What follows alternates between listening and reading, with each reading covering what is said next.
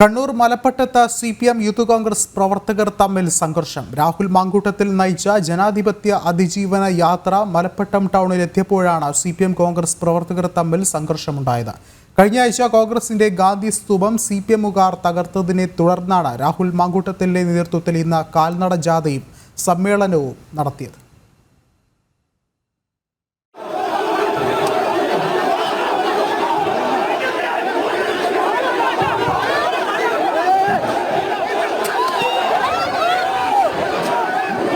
Youth Congress നേതാവ് രാഹുൽ മാങ്കൂട്ടത്തിൽ നയിച്ച ജാഥ മലപ്പട്ടം നഗരത്തിലെത്തിയപ്പോഴായിരുന്നു സംഘർഷം ആരംഭിച്ചത്.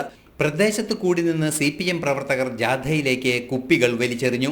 തുടർന്ന് CPM കോൺഗ്രസ് പ്രവർത്തകർ ഏറ്റുമുട്ടി.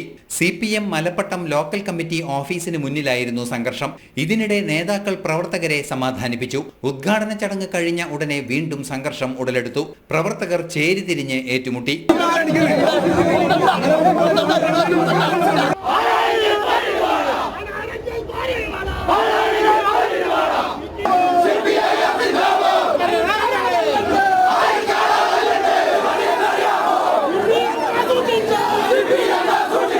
പോലീസ് ഇരുവിഭാഗത്തെയും പിന്തിരിപ്പിക്കാൻ ശ്രമിച്ചെങ്കിലും വീണ്ടും സംഘർഷമായി.